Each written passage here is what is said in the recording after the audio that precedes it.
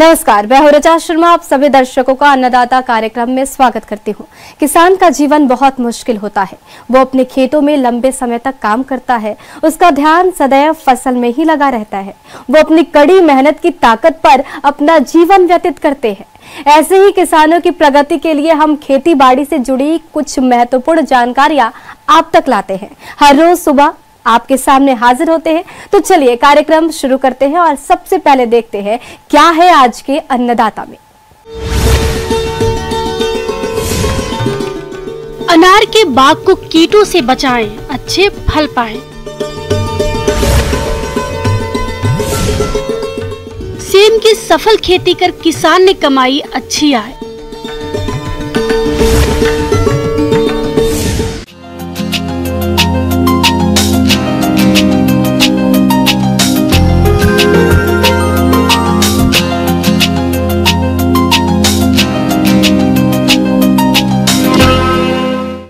प्रदेश के बहुत से किसान खेती के साथ अनार की बागवानी करके अच्छा लाभ कमाते हैं, पर कभी कभी बदलते मौसम के कारण वातावरण में कई तरह के कीट सक्रिय हो जाते हैं, जो अनार के बाग को काफी नुकसान पहुंचाते हैं। लेकिन जो किसान भाई समय रहते कीटों की पहचान करके नियंत्रण के सही उपायों को अपनाते हैं, उनके बाग कीटों से होने वाले नुकसान से बच जाता है। तो इस रिपोर्ट में जानते हैं अनार के बाग को हानि पहुँचाने वाले कीटों की पहचान और नियंत्रण के बारे में।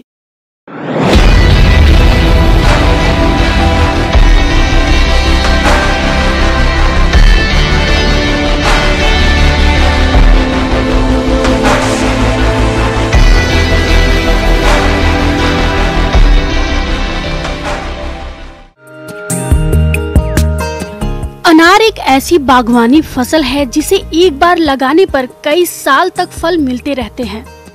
अनार सबसे ज्यादा स्वास्थ्यवर्धक और पोषक तत्वों से भरपूर फल माना जाता है।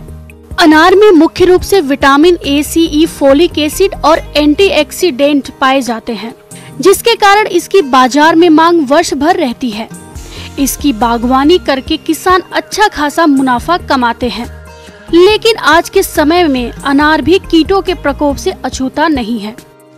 बदलते मौसम और वातावरण में नमी के कारण कई तरह के हानिकारक कीटों का प्रकोप होता है, जिसका समय पर सही पहचान करके जो बागवान नियंत्रण कर लेते हैं, उन्हें अधिक फलोत्पादन मिलता है। रस चूसक कीट। अनार में कई तरह के रस चूसक कीटों जैसे माहो सफेद मक्खी का आक्रमण होता है। ये कीट पौधों की नई शाखाओं और फूलों से रस चूसते हैं, जिसके कारण पत्तियां सिकुड़ जाती हैं और पौधे की बढ़वार कम हो जाती है, जिसके कारण फलोत्पादन कम मिलता है। रस चूसक कीट का नियंत्रण। इस कीट का प्रकोप पौधों पर दिखाई देने पर नीम तेल 5 मिलीलीटर प्रति लीटर पानी के घोल का छिड़काव करें। इससे कीट नियंत्रण कम न हो तो रासायनिक दवा डाइमिथोएट 2 मिली मात्रा प्रति लीटर पानी में घोलकर छिड़काव करके इसका नियंत्रण कर सकते हैं। दीमक कीट। अनार के पौधों में शुष्क क्षेत्रों में जड़ों और तनों में दीमक का प्रकोप ज्यादा होता है। इससे पौधे सूख जाते हैं और पौधों का विकास रुक जाता है। रोकथाम के उपाय। पौधों को लगाते समय प्रत्येक गड्ढे की भराई के समय 50 ग्राम मिथाइल पैराथियोन चूर्ण मिला दें, तो इस कीट का प्रकोप नहीं होगा। और यदि बाग में दीमक कीट का प्रकोप हो गया हो तो क्लोरपाइरिफास कीटनाशक दवा सिंचाई के साथ प्रयोग करके इसे नियंत्रित कर सकते हैं। अनार तितली कीट।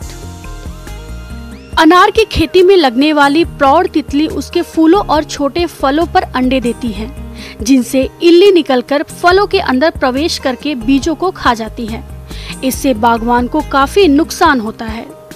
रोकथाम। बागवान इसकी रोकथाम के लिए प्रभावित फलों को नष्ट कर दे। ऐसे में बेहतर होगा कि फलों को नेट या कपड़े से ढककर रखें। इस कीट के नियंत्रण के लिए इंडोकार्ब दवा 1 मिलीलीटर प्रति लीटर पानी के घोल का 15 दिन के अंतराल पर 2 बार छिड़काव करके इस कीट को नियंत्रण कर सकते हैं। तना छेदक कीट। यह कीट पौधों के तने में छेद करके नुकसान पहुंचाता है।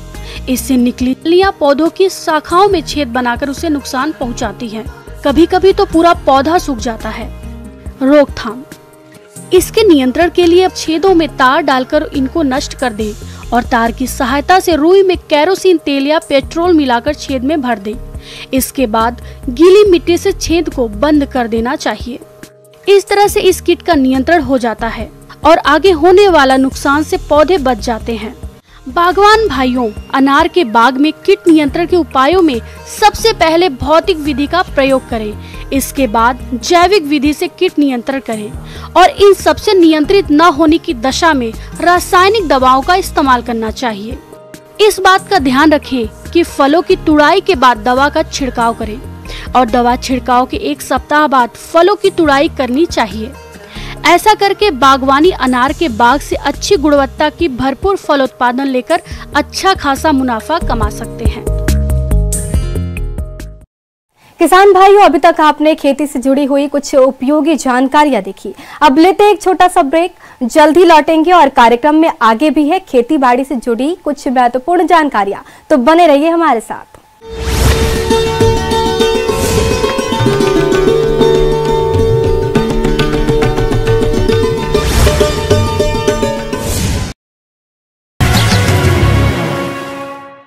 ब्रेक के बाद आप सभी दर्शकों का अन्नदाता में स्वागत है। चलिए अब रुक करते हैं अगली कड़ी की ओर।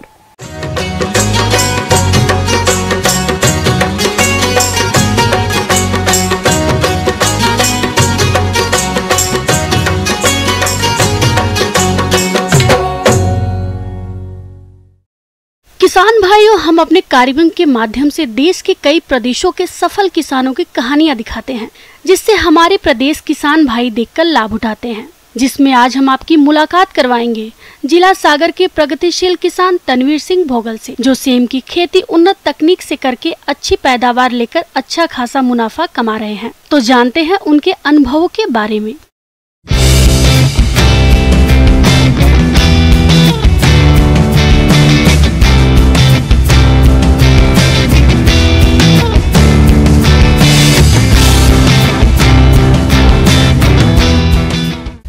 जैसा कि आप देख सकते हैं, मेरे पीछे आपको नज़र आ रहा होगा 2 एकड़ प्लॉट पे मैंने सेम की खेती करी है। पारंपरिक तरीके से, बिना कोई अधिक खर्चा करते हुए मैंने पारंपरिक तरीके से सेम की खेती करने की कोशिश की है।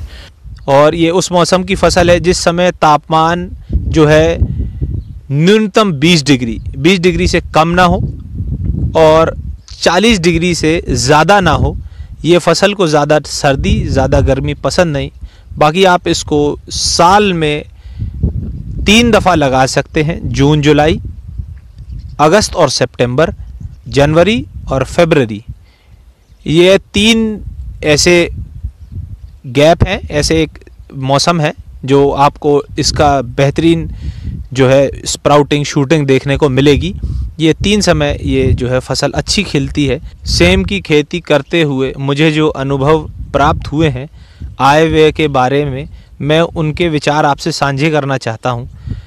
मैंने इस फसल की शुरुआत में इसके बीज पे और इसकी खाद पर जो खर्चे, उसकी खेत की प्रिपरेशन करते हुए मैंने लगभग अभी तक इस पे खर्चा 20,000 रुपये के करीब कर चुका हूं मैं। और 6 महीने से 7 महीने मुझे हो गए हैं इस खेत में से फल निकालते हुए सेम के।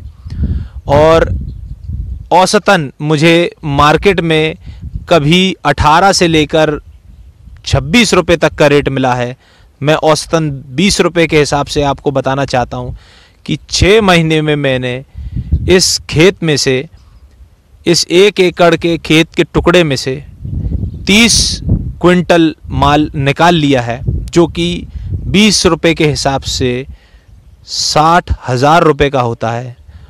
और आप मेरा अगर औसतन खर्च हटा दें उसमें से, तो मैं 40,000 रुपये का शुद्ध मुनाफा पा चुका हूँ, कम रिस्क लेते हुए अन्य फसलों के मुकाबले। जैसा कि शुरुआत में मैंने आपसे ये बात साझा करी थी कि ये लगभग 1.5 साल ये फसल चलती है, तो अभी मैं इसके मध्य में पहुंचा हूं और मैं आगे आशा करूंगा कि इसका मैं और प्रॉफिट अच्छे तरीके से निकाल पाऊं। तो आगे आने वाले समय में इसके 6 से 7 महीने तक मैं अभी इसको और हार्वेस्ट करूंगा। तो 7 महीने अभी और आगे आने वाले 7 महीने, 14 महीने पूरे मैं इसका हार्वेस्ट करने की कोशिश करूंगा।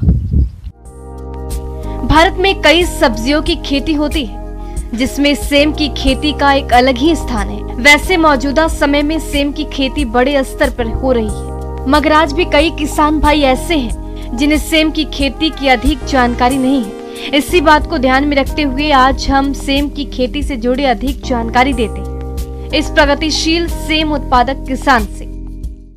किसान भाइयों, मैंने सेम की खेती के लिए भूमि का चयन करते वक्त इस चीज़ को ध्यान में रखा कि वहाँ पानी ना ठहरता हो। जिस प्रकार 1 एकड़ में 800 ग्राम से लेकर 1.5 किलो तक बीज लगता है, जिस प्रकार साझा जानकारी मुझे अन्य किसानों से मिली, मैंने देसी सेम का बीज को बीज उपचार करते हुए फंगीसाइड और कुछ जैविक उसमें उपयुक्त चीज़ें लगती हैं, वो जैविक चीज़ें मैंने उसमें मिलाकर गुड़ के साथ अच्छी तरीके से मिलाकर मैंने कुछ समय सेम का बीज सूखने के लिए रखा। मैंने खेत में एक रस्सी की मदद से गिठान लगाकर 3 फीट की दूरी नाप ली और हर 3 फीट पे मैंने 2 सेम के बीज डालते हुए वो पूरी कतार में सेम के बीज लगा दिए और बगल में कतार से कतार की दूरी 6 फीट रखते हुए उसी प्रकार से पूरा ऑपरेशन पूरे खेत में इसी 3 फीट की दूरी को नापते हुए किया। खेत की बुआई करने के साथ साथ मैंने बांस और लकड़ी का प्रयोग करने की आवश्यकता समझी, क्योंकि आगे इसकी ज़रूरत पड़ेगी। मुझे ऐसा साथी किसानों ने बताया था। इसके बाद मुझे सिंचाई की आवश्यकता पड़ी। मेरे पास बोरवेल और कुएं दोनों की सुविधा उपलब्ध है। जिस प्रकार ज़मीन में पानी की नमी कम होती गई, मैंने स्प्रिंकलर और खुले पानी से इसकी नमी बरकरार रखने की कोशिश करता रहा और कर रहा हूं अभी भी। यहाँ लेबर हाथ से सेम की एक एक फल्ली को अपने हाथ से तोड़ती है और फल्ली का हरा रंग होने के कारण पत्तों में उसको ढूंढते हुए बड़ी सावधानी से उसको एक एक फल्ली हाथ से तोड़नी पड़ती है। तो सोच समझ कर उसको तोड़ना पड़ता है। और इसका भंडारण का तरीका कुछ इस प्रकार है कि आप दोपहर के समय अपने खेत में अपनी सेम की हार्वेस्टिंग कर लें और उसको गीले बोरे के ऊपर सेम को रखा और उसको फिर गीले बोरे से ढक दिया ताकि उसकी ताजगी और उसकी क्वालिटी बरकरार रहे। ये मेरा अनुभव सेम की खेती करते हुए मुझे आया और मैंने इस अनुभव को आपसे साझा किया, इस प्रबंधन को आपसे साझा किया। आशा करता हूँ कि मेरा अनुभव आपके किसी भी तरीके से काम आ सकेगा। आगे और भी है खेती बाड़ी से जुड़ी बहुत सी रोचक जानकारियां, पर यहाँ पर रुकेंगे एक और ब्रेक के लिए। जल्द हाजिर होते हैं।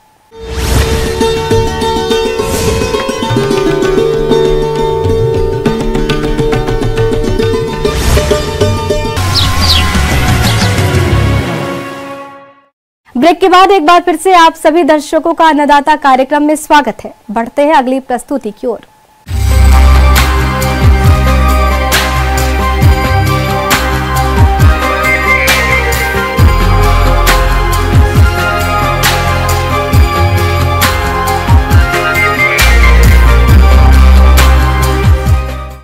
देश की खाद्य आवश्यकताओं की पूर्ति के लिए सघन कृषि को अपनाया गया, जिससे फसलों का उत्पादन बहुत तेजी से बढ़ा और भूमि से पोषक तत्वों की कमी भारी मात्रा में हुआ। खेत में पोषक तत्वों की कमी से उत्पादन स्थिर हो गया और लागत बढ़ गई। ऐसे में भूमि की उत्पादकता बनाए रखने के लिए और भूमि से निरंतर उत्पादन लेने के लिए भूमि में आए पोषक तत्वों की पूर्ति करना आवश्यक हो गया। भूमि की उत्पादकता बनाए रखने के लिए प्रयोग की जाने वाली कार्बनिक खादों में हरी खाद का विशेष स्थान है। तो इसके लिए किसान भाई किन किन हरी खाद वाली फसलों की खेती करें, इस बारे में बता रहे हैं डॉक्टर S.A. रब्बानी।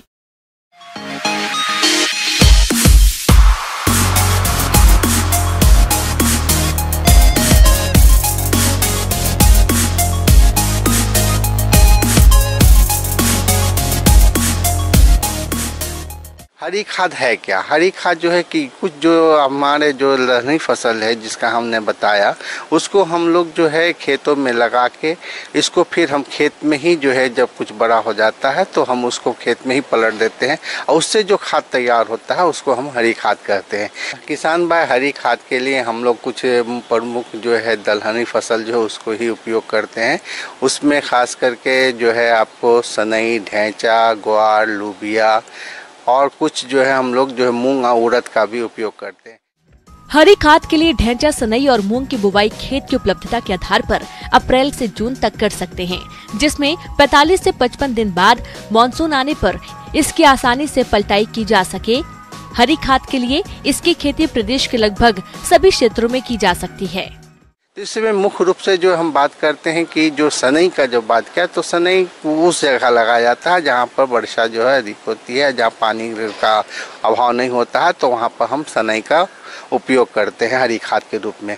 लेकिन ढैंचा जो है जहाँ पर हमारी वर्षा कम होती है, जहाँ हमारा सूखा का प्रकोप होता है, वहाँ पर जो अगर हम ढैंचा का प्रयोग करते हैं तो हम जो है ढैंचा को लगा के हम हरी खाद तैयार करते हैं।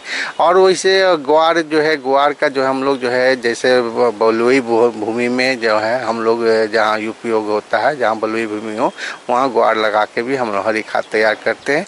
लोबिया के लिए अक्सर देखा गया है कि जहाँ का खेत में जल निकास की उचित व्यवस्था होती है वहाँ आप लोबिया लगाएं।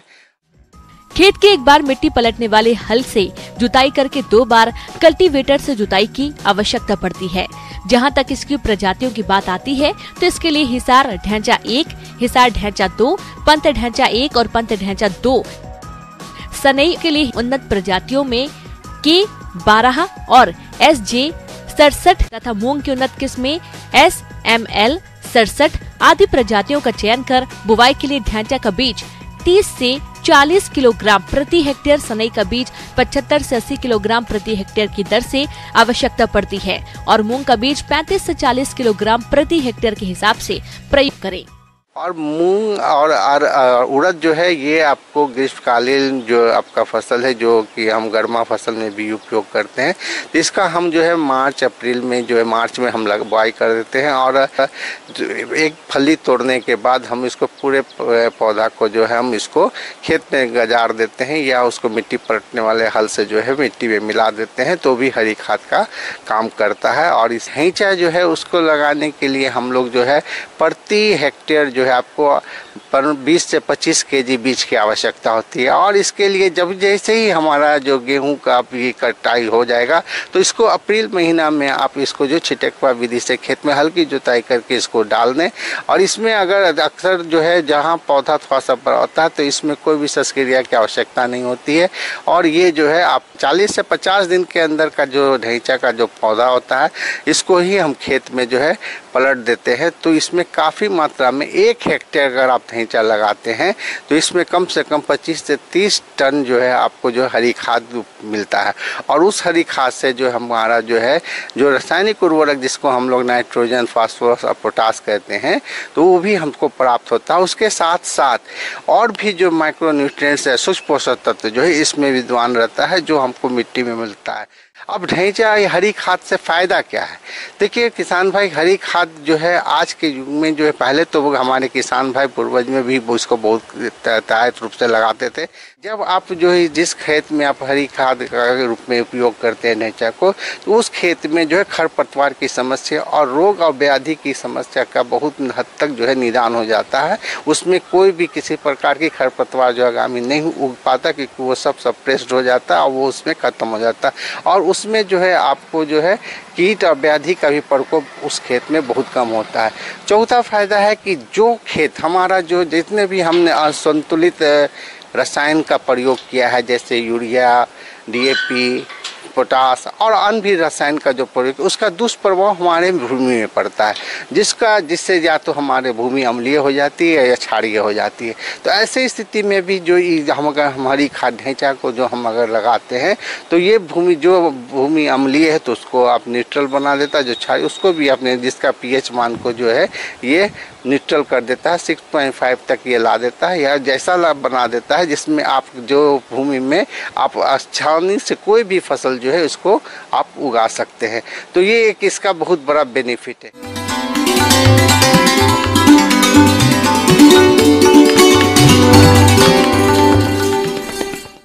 अन्नदाता हेल्पलाइन निःशुल्क फोन संपर्क सेवा के माध्यम से आपके द्वारा पूछे गए प्रश्नों में से 1 या 2 महत्वपूर्ण प्रश्न को हम अपने कार्यक्रम में शामिल करते हैं। इसी के तहत आज का चयनित प्रश्न और उसका जवाब इस प्रकार है। अन्नदाता निःशुल्क फोन संपर्क सेवा के माध्यम से पूछे गए प्रश्नों में से आज हमने जिस प्रश्न को कार्यक्रम में शामिल किया है उसे पूछा है ग्राम हकरा जिला जैसलमेर के कृषक गुंजन राठौर ने। आप गिनिया फाउल की उन्नत नस्लों के बारे में संपूर्ण जानकारी चाहते हैं तो गुंजन राठौर जी आपकी जानकारी के लिए प्रस्तुत है कार्यक्रम का ये अंश।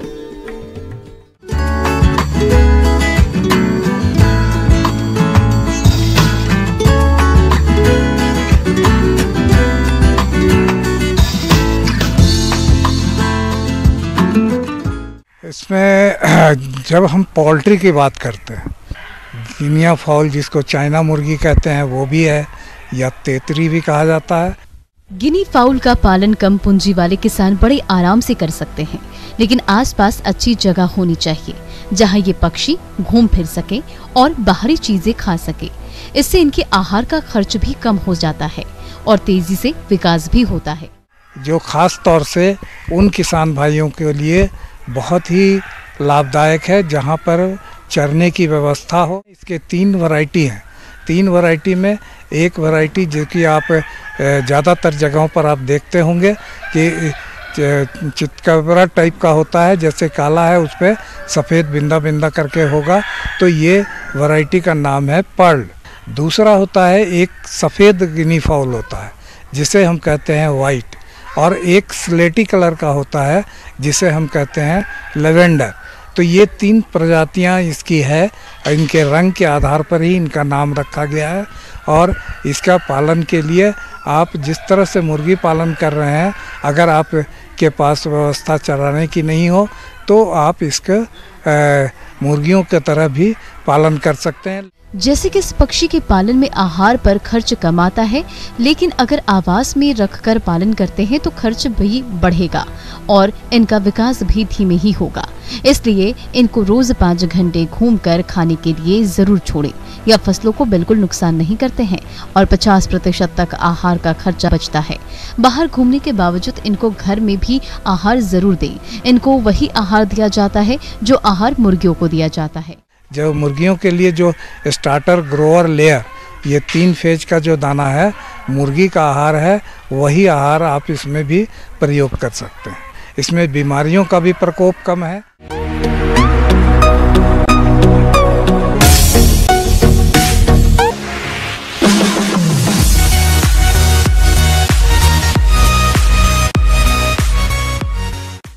आइए अब एक नजर डालते हैं राज्य के कुछ चुनी हुई मंडियों के प्रमुख फसलों के बाजार भाव पर।